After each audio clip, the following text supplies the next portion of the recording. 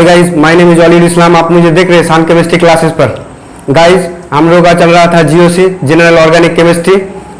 General organic chemistry का जो basic concept था वो हम लोग पढ़ रहे थे, मतलब उसका जो छोटा छोटा बेसिक है वही सब हम लोग डिस्कस कर रहे थे। आज हम लोग नेक्स्ट टॉपिक शुरू करेंगे, वो है आइसोमेरिज्म। आइसोमेरिज्म किसको कहते हैं?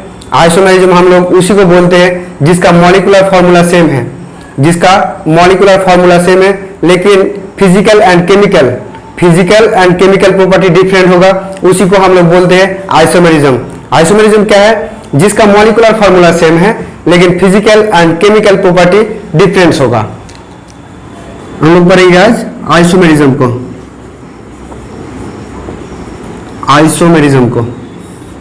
आइसोमेरिज्म में क्या होता है? इसका मॉलिक्यूलर फॉर्मूला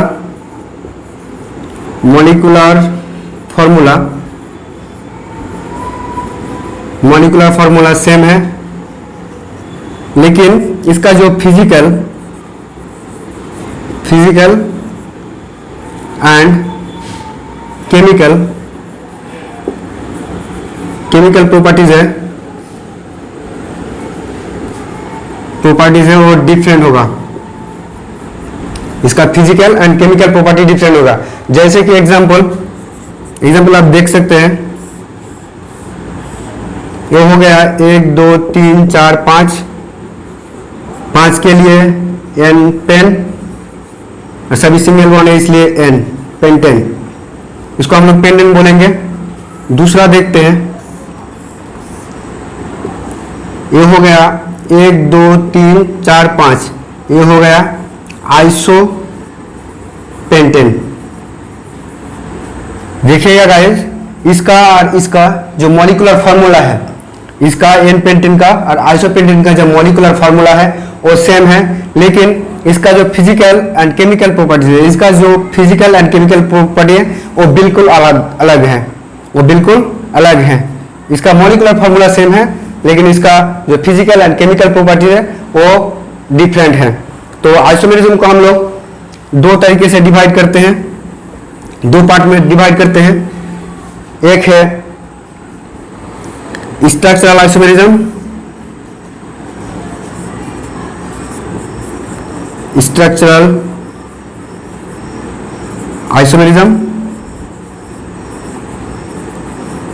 दूसरा है stereo isomerism.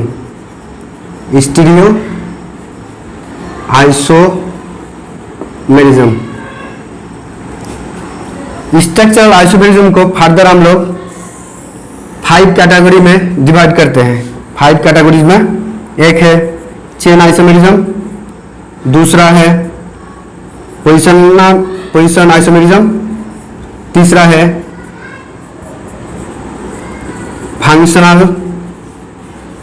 Functional group isomerism, चौथा है मेटामेरिज्म, पांचवा है टॉटोमेरिज्म।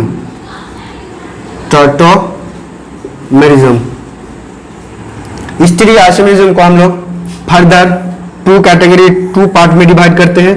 एक है कॉन्फॉर्मेशनल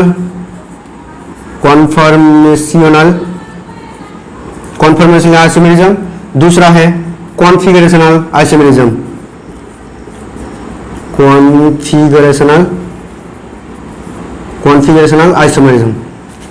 कॉन्फिगरेशनल आइसोमेरिज्म जो है फर्दर हम लोग 2 पार्ट में डिवाइड करते हैं। एक है जियोमेट्रिकल आइसोमेरिज्म, दूसरा है ऑप्टिकल आइसोमेरिज्म। देखिएगा, इस आइसोमेरिज्म को हम लोग 2 कैटेगरी में डिवाइड करते हैं। एक है स्ट्रक्चरल आइसोमेरिज्म, दूसरा है स्टीरियो आइसोमेरिज्म। स्ट्रक्चरल जो आइसोमेरिज्म है उसको हम लोग 5 पार्ट में डिवाइड करते हैं। एक है चेन आइसोमेरिज्म, दूसरा है पोजीशन आइसोमेरिज्म, तीसरा है फंक्शनल ग्रुप आइसोमेरिज्म, चौथा है मेटामेरिज्म, पांचवा है टोटोमेरिज्म। स्टीरियो आइसोमेरिज्म को हम लोग फर्दर 2 टाइप में डिवाइड करते हैं। एक है कॉन्फॉर्मेशनल आइसोमेरिज्म, दूसरा है कॉन्फिगरेशनल आइसोमेरिज्म। कॉन्फिगरेशन आइसोमेरिज्म को हम लोग 2 पार्ट में डिवाइड करते हैं। एक है जियोमेट्रिकल आइसोमेरिज्म, दूसरा है ऑप्टिकल आइसोमेरिज्म। तो गाइस, हम लोग पहले देखेंगे स्ट्रक्चरल आइसोमेरिज्म को। स्ट्रक्चरल आइसोमेरिज्म क्या होता है हम लोग पहले देखेंगे स्ट्रक्चरल आइसोमेरिज्म को।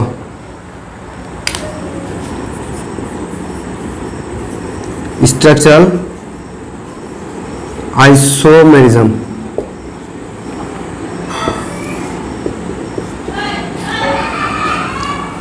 स्ट्रक्चरल आइसोमेरिज्म हम लोग उसी को बोलेंगे जिसमें इसका मॉलिक्यूलर फॉर्मूला सेम है, जिसमें उसका मॉलिक्यूलर फॉर्मूला सेम है लेकिन उसकी स्ट्रक्चर डिफरेंट होगा। जिसमें स्ट्रक्चरल आइसोमेरिज्म में उसका मॉलिक्यूलर फॉर्मूला सेम है लेकिन उसका जो स्ट्रक्चर है वो डिफरेंट है। इसका मॉलिक्यूलर फॉर्मूला सेम है लेकिन इसका जो स्ट्रक्चर है वो है डिफरेंट। इसी को हम लोग बोलते हैं स्ट्रक्चरल आइसोमेरिज्म। स्ट्रक्चरल आइसोमेरिज्म को हम लोग 5 पार्ट में डिवाइड करते हैं। एक है चेन आइसोमेरिज्म, दूसरा है पोजीशन आइसोमेरिज्म, तीसरा है फंक्शनल ग्रुप आइसोमेरिज्म, चौथा है मेटामेरिज्म, पांचवा है टोटोमेरिज्म। तो हम लोग पहले पढ़ेंगे चेन आइसोमेरिज्म को। किसको? चेन आइसोमेरिज्म को। चेन आइसोमेरिज्म में क्या होता है? चेन आइसोमेरिज्म में इसमें होता है कि जो उसका मॉलिक्यूलर फार्मूला है, उसका जो मॉलिक्यूलर फार्मूला है वो सेम है। चेन आइसोमेरिज्म में उसका मॉलिक्यूलर फार्मूला सेम है लेकिन उसका जो कार्बन का स्केलेटन है, कार्बन चेन है, वो डिफरेंट होगा। उसी को हम लोग बोलेंगे चेन आइसोमेरिज्म। व्हेन 2 और more compound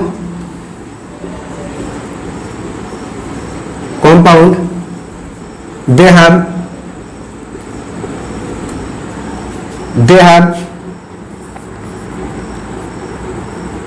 have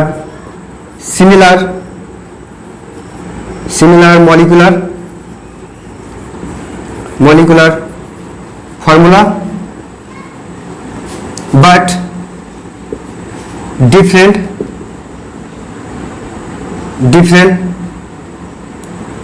carbon skeleton.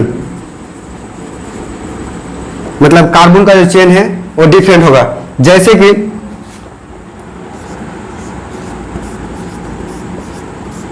इसको हम लोग बोलेंगे N pentane, CH3 CH2 CH2 CH2 CH2 CH3, sorry guys, CH3। इसको हम लोग बोलेंगे एन पेंटेन।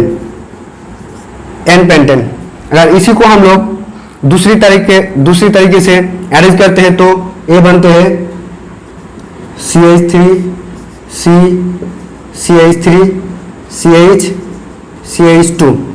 ये हो गया आपका CH3।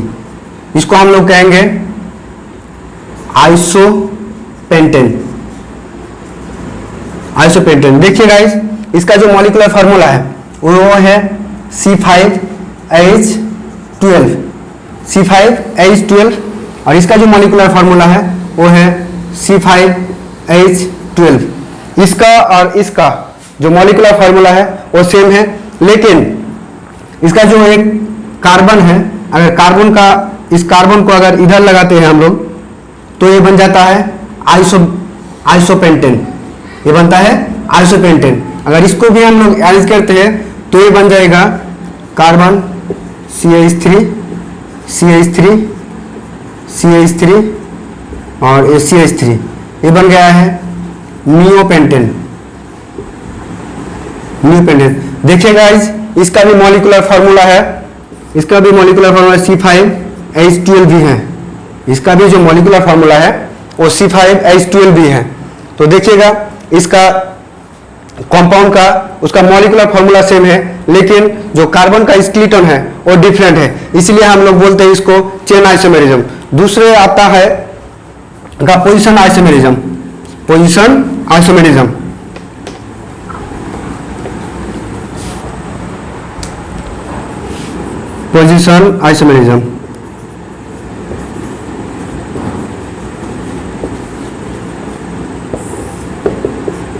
गाइस, पोजीशन आइसोमेरिज्म हम लोग किसको बोलेंगे? जिसका मॉलिक्यूलर फार्मूला सेम है लेकिन उसका जो फंक्शनल ग्रुप का पोजीशन है वो डिफरेंट होगा। फंक्शनल ग्रुप का पोजीशन डिफरेंट होगा, उसी को हम लोग बोलेंगे पोजीशन आइसोमेरिज्म। पोजीशन आइसोमेरिज्म हम लोग उसी को बोलेंगे जिस कंपाउंड का मॉलिक्यूलर फार्मूला सेम होगा लेकिन उसका जो फंक्शनल ग्रुप का पोजीशन है उसी का चेंज होगा, उसको हम लोग बोलेंगे पोजीशन आइसोमेरिज्म। जैसे कि आप देखते हैं इसको CH3 CH11 CH2, इसको हम लोग बोलते हैं प्रोफ 1 इन। लेकिन अगर इस sorry guys CH3 CH2 CH11 CH3 CH2, इसको हम लोग बोलेंगे ब्यूट 1 इन। लेकिन अगर इस फंक्शनल ग्रुप का पोजीशन हम लोग चेंज कर देते हैं तो ये पूरा अलग हो जाएगा। जैसे कि CH3 CH11 CH3, इसका जो नेम होगा वो है ब्यूट 2 इन। देखिए आप सिर्फ फंक्शनल ग्रुप का पोजीशन चेंज करने से ही इसका पूरा नाम चेंज हो जाता है। इसका जो मॉलिक्यूलर फार्मूला है वो है C5 कार्बन 4 C4 1 2 3 4, और इसका जो हाइड्रोजन है वो है आपका 3 2 5 5 6 8 2 8। इसका मॉलिक्यूलर फार्मूला C4H8। इसका भी मॉलिक्यूलर जो फार्मूला होगा ये होगा C4 1 2 3 4 C4, और जो हाइड्रोजन है वो 3 और 3 6 7 8, हाइड्रोजन 8 होगा। देखिएगा इसका और इसका मॉलिक्यूलर फार्मूला सेम है लेकिन इसका पोजीशन चेंज करने से ही इसका जो नेम है वो डिफरेंट हो गया। दूसरा एग्जांपल लेते हैं हम लोग। दूसरा जो एग्जांपल है वो है CH3 CH2 OH। अगर इसको हम लोग बोलेंगे प्रोपेनॉल। अगर इसी का हम लोग पोजीशन चेंज करते हैं, जो OH ग्रुप है अगर उसका फंक्शनल ग्रुप का अगर पोजीशन चेंज करते हैं तो ये बन जाता है CH3 COH CH3, मतलब प्रूफ 2 ये बन गया है प्रोप 2 और ये है प्रोपेनॉल। इसको हम लोग बोल भी सकते हैं प्रोप ऑन ऑल, क्योंकि एक नंबर कार्बन पे OH फंक्शनल ग्रुप है इसलिए हम लोग इसको प्रोपेनॉल। इसका और इसका जो मॉलिक्यूलर फार्मूला है वो सेम है लेकिन इसका जो फंक्शनल ग्रुप उसका पोजीशन चेंज हो गया, इसलिए इसको हम लोग बोलेंगे पोजीशन आइसोमेरिज्म। पोजीशन आइसोमेरिज्म के बाद आते हैं फंक्शनल ग्रुप आइसोमेरिज्म। क्या? Functional group isomerism.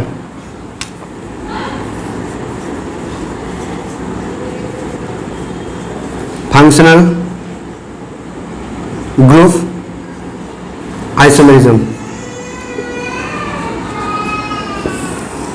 Functional group isomerism किसको बोलेंगे? फंक्शनल ग्रुप आइसोमेरिज्म हम लोग उसी को बोलेंगे जिसका मॉलिक्यूलर फार्मूला सेम है, लेकिन जो फंक्शनल ग्रुप है वो डिफरेंट होगा। फंक्शनल ग्रुप का पोजीशन नहीं है, फंक्शनल ग्रुप ही डिफरेंट होगा, उसको हम लोग बोलेंगे फंक्शनल ग्रुप आइसोमेरिज्म। जिसका मॉलिक्यूलर फार्मूला सेम है लेकिन उसका फंक्शनल ग्रुप ही डिफरेंट होगा, उसको हम लोग बोलेंगे फंक्शनल ग्रुप आइसोमेरिज्म। तो पहले हम लोग देखते हैं कि फंक्शनल ग्रुप कौन कौन सा है। फंक्शनल ग्रुप तो अब देखते हैं OH functional group, double bond functional group, triple bond functional group, ether functional group, फिर आता है आपका carboxylic acid OH group, CHO OH group, फिर आता है कीटोन फंक्शनल ग्रुप, इसी को हम लोग फंक्शनल ग्रुप बोलते हैं। फंक्शनल ग्रुप आइसोमेरिज्म जो मिलते हैं, मतलब जहां जहां देखने को मिलेगा वो कॉम्बो में देखने को मिलेगा, जैसे कि अल्कोहल और ईथर में देखने को मिलेगा, फिर आपका कार्बोक्सिलिक एसिड एंड ईस्टर में देखने को मिलेगा, फिर आपका एल्डिहाइड एंड कीटोन में भी देखने को मिलेगा। मतलब कॉम्बो में जोड़ में पाया जाता है जैसा पति पत्नी या गर्लफ्रेंड बॉयफ्रेंड या भाई बहन, ये भी बोल सकते हैं। तो देखते हैं पहले एल्कोहल एंड ईथर में। एल्कोहल और ईथर का जो जनरल फॉर्मूला है वो है CnH2n + 2O। जैसे कि CH3 CH2OH, ये है आपका इथेनॉल, ये हो गया है इथेनॉल। अगर इसका ईथर बनाने जाते हैं तो इसका क्या बनेगा, CH3OCH3। देखिए गाइस, इसका और इसका ये है डाइमिथाइल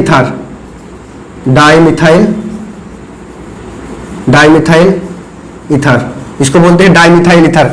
इसका और इसका जो मॉलिक्यूलर फॉर्मूला है वो है सेम है, लेकिन इसका जो नेम है वो डिफरेंट है।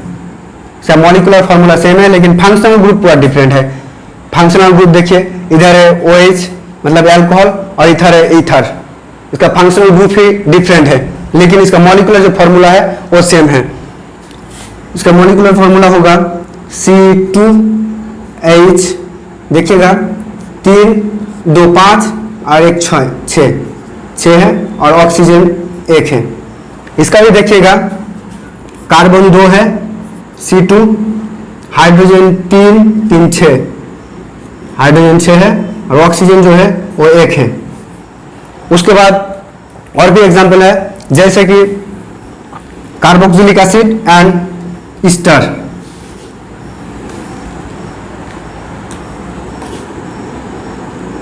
दूसरा जो एग्जांपल है वो है कार्बोक्सिलिक एसिड एंड ईस्टर। इसका जो मॉलिक्यूलर फार्मूला है वो है जनरल फार्मूला CnH2nO2। CnH2nO2 इसका हो गया जनरल फार्मूला। देखते हैं CH3 COH। अगर ये है इथानोइक एसिड,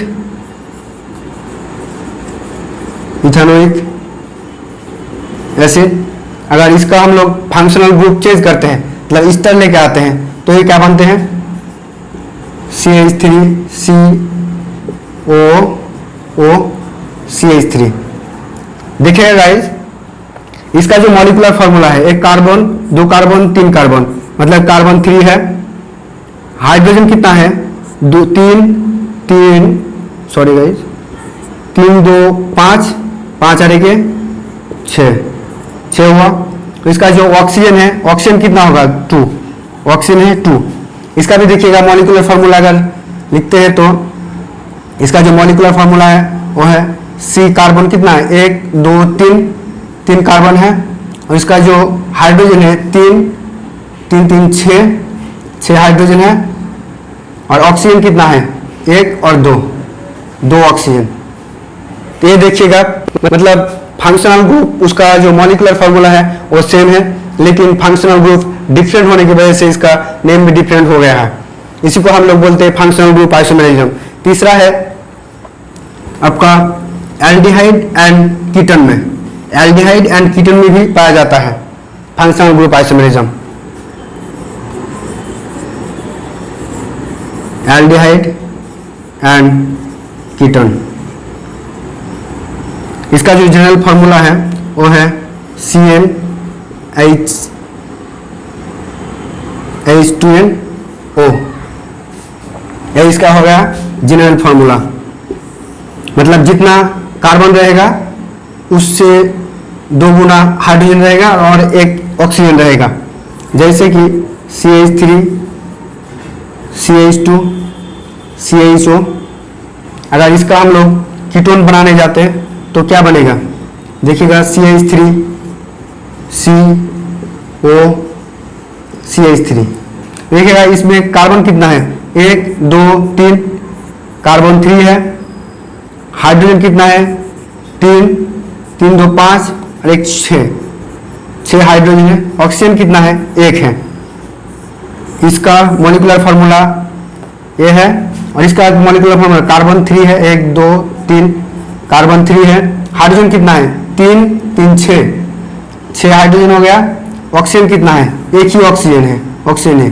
देखिएगा इसका जो मॉलिक्यूलर फार्मूला है वो सेम है, लेकिन इसका जो फंक्शनल ग्रुप है वो डिफरेंट है। इसी को हम लोग बोलते हैं functional group isomerism. Guys, video लेंदे होने से अपलोड करने में दिक्कत होता है, इसलिए हम लोग इसका जो मेटामेरिज्म एंड टोटोमेरिज्म बाकी रह गया वो हम लोग नेक्स्ट लेक्चर में डिस्कस करेंगे। गाइस, अगर वीडियो को अच्छा लगे तो लाइक शेयर एंड सब्सक्राइब कर दीजिए और बाकी को भी शेयर कीजिए अपने फ्रेंड को। बाय दोस्तों।